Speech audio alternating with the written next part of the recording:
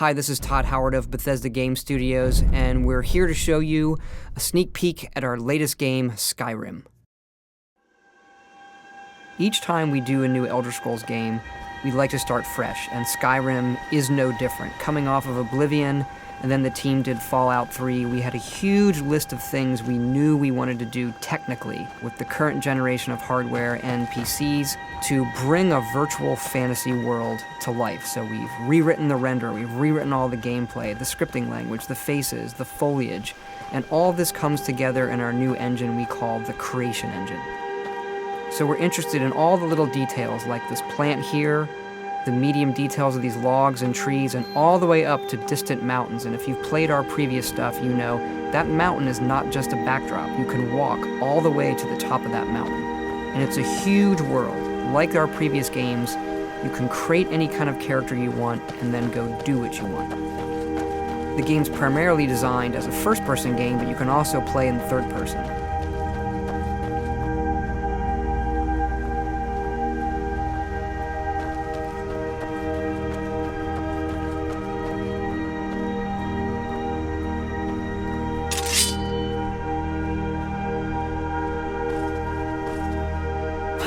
Our big motto for Skyrim is, you are who you play. So whatever you have in your hands, or whatever you're using, you're going to get better at, and then you're going to level up. The right trigger does your right hand, and the left trigger does your left hand.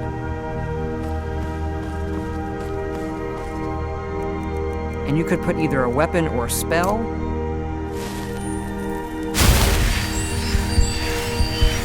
You can also dual wield spells. What's really cool here is, if you put the same spell in both hands and pull both triggers, you can get a bigger, more powerful version of that spell. Up here we have standing stones. There are 13 of these throughout Skyrim's landscape, and they give you special abilities, but you can only have one of these active at a time.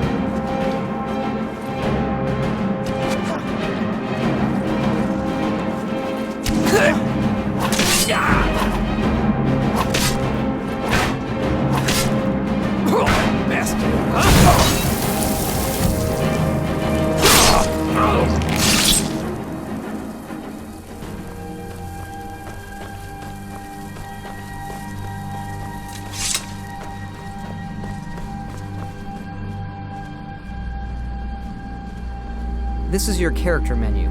Here you can see all your items, not just what they do stat-wise, but also what they look like. Each of the thousands of objects you can find can be zoomed in, rotated, and looked at in high detail.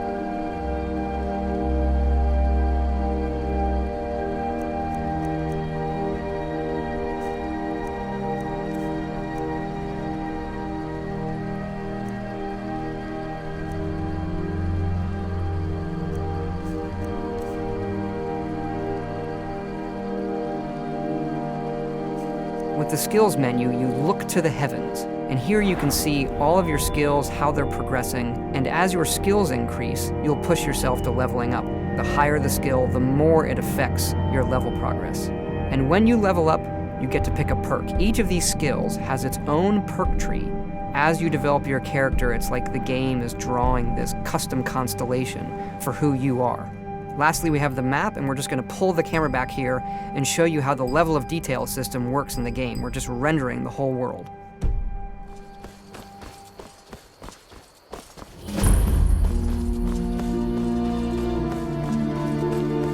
dragon! I saw a dragon! What? What is it now, Mother?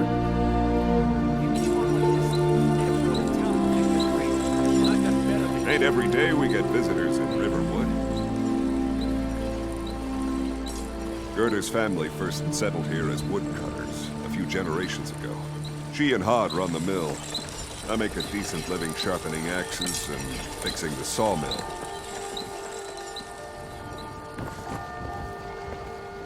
Here for work? Get an axe. And bring me all the wood you can chop.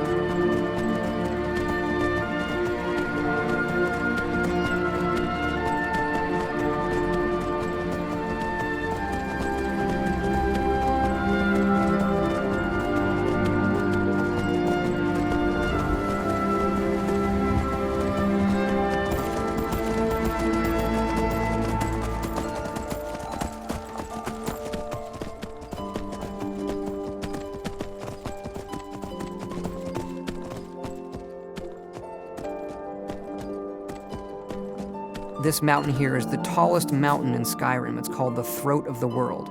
It is home to the Greybeards, who are masters of the voice.